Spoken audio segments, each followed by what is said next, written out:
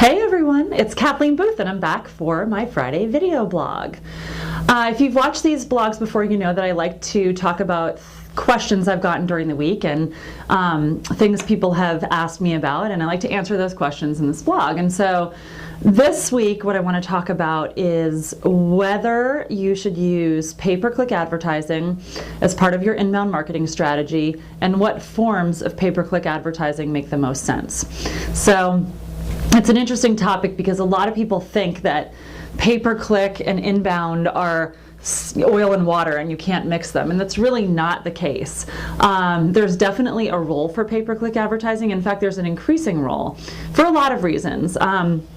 One is that the world of inbound marketing and content marketing is much more saturated these days, and it's a lot harder than it was a few years ago to get that great content you're creating to stand out. And so pay-per-click is one way to put your content in front of the right audience and get in front of more people than you otherwise might. Another reason that pay-per-click makes a lot of sense is that social media has really changed, and whereas you used to be able to post something to your business Facebook account and everybody who had liked your business profile would see it, everything on social media now is much more pay to play. So if you're not paying to promote your content, odds are your audience isn't seeing it in many cases. So it's definitely important to have a budget for pay-per-click.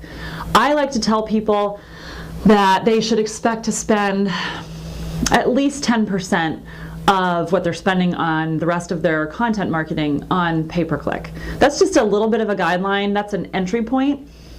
You can go up from there. But the reality is it's easy to get started with pay-per-click for a very, very small budget. So let's talk about what some of the common options are.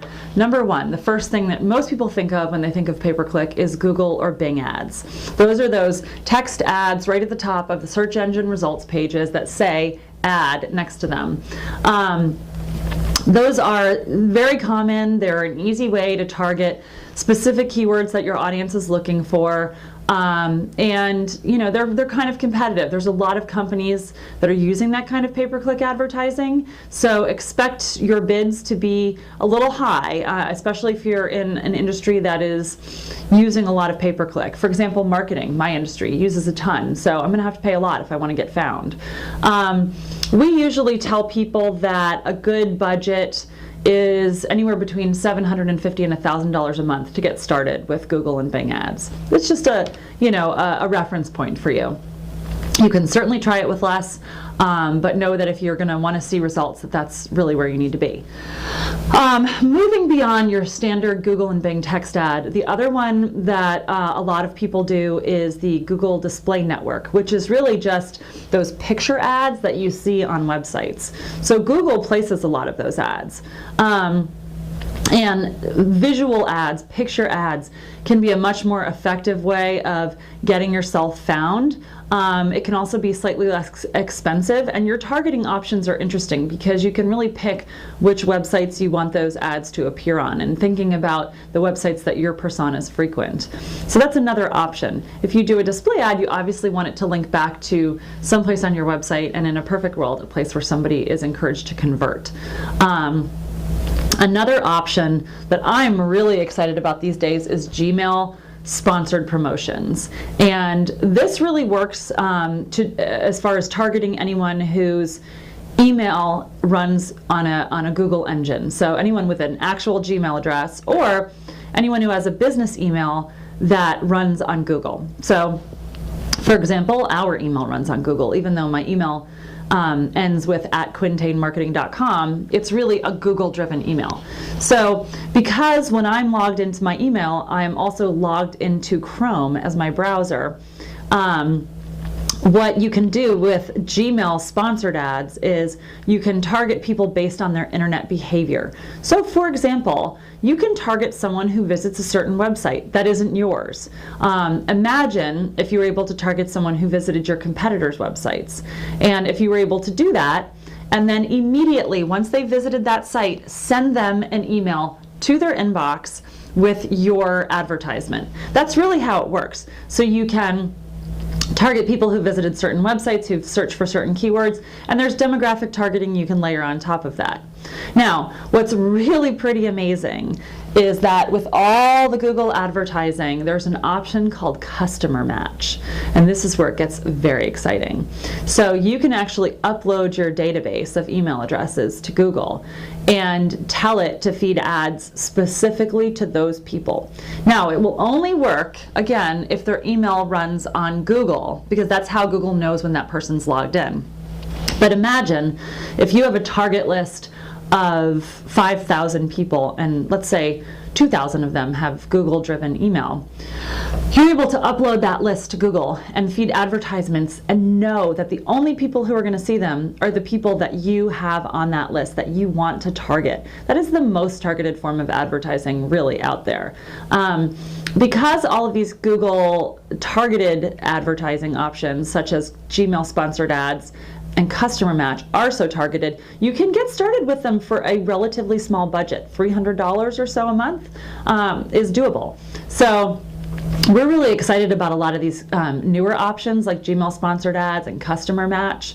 But if you want to advertise outside of Google, there are a number of options as well. For example, Facebook ads. A lot of companies are already familiar with these. Facebook has a massive audience. The targeting options are almost endless. There are so many demographics you can target, but you can also target based on interests. And there is a customer match or audience match feature in Facebook, just like there is in Google. So you can upload your list. In this case, instead of looking at whether they have a Google address, Facebook is going to try and match the email you've given it to the email associated with that person's Facebook account. So if you have people's personal email addresses, you're going to be able to target them pretty specifically through a Facebook audience match ad. But the other nice thing about Facebook is you can run lookalike audiences. So let's say you have a list, you upload that list, you use the audience match feature, but then you want to find other people that are similar to the people on your list. You can target a Facebook ad at a lookalike audience, and Facebook will look at all the characteristics of the people that you've uploaded and go out and find other people who share a certain number of those characteristics and feed your ads to them as well. So that's a pretty cool feature. Facebook ads can start very inexpensively. You can start them with $100 or $200 and run a little experiment, or take it all the way up to thousands of dollars if they're really effective for you. It's up to you. And then there are plenty of other social media advertising options. There are Instagram ads, which work very much like Facebook ads. There's YouTube advertising. So if you have videos or you think your audience is using YouTube to watch videos, you can target ads at them. And it's great for instructional topics or how-tos, that kind of thing. There is also LinkedIn advertising. I'm a huge fan of LinkedIn ads. It's a little bit expensive. The cost per click can run anywhere from $5 to $7. But the targeting options are very specific. So let's say you want to target people who are members of a particular LinkedIn group. You can do that. You can also target people from a certain industry with a certain job title, or people who work for a particular company. Now, the one caveat to LinkedIn is that many of their advertising options have a minimum number that is needed in order to qualify. So you couldn't go out and say, I want to create an ad and target only people that work at Quintain. I would be very flattered if you wanted to target us, but the problem is there aren't enough of us and we don't meet the minimum number for LinkedIn. Whereas bigger companies, let's say I wanted to target everyone who works at Apple or Wells Fargo, I could easily do that because those are much bigger companies. So lots of options for social advertising, lots of options for browser-based advertising. And then the last option I want to add that you can mix in with some of these, there's a great mix and match feature here, is retargeting. So retargeting ads are basically advertisements that are focused on people who have visited your website. So I may say, for example, I want to do a pay-per-click Google search ad that targets anyone looking for an inbound marketing agency. And then let's say my Google search ad drives people to my website, they visit Quintain's site, and let's say some of those people visit my pricing page. Those would seem to be really qualified people. So we know they're interested in an inbound marketing agency, and we know that they're interested in our pricing, and they visited our website so they know who we are. Retargeting allows me to put an ad out there that person will then see once they visited my website, and they'll see it when they go to other websites. So it's just a way of staying in front of your audience and staying top of mind. So when that person's ready to hire an inbound marketing agency, that will increase the chances that they call us and not one of our competitors. So lots of options for pay-per-click advertising, both on social and in browsers. If you're not doing it, I really recommend that you try it out. There are so many great options out there, and you can do it with big budgets or small budgets.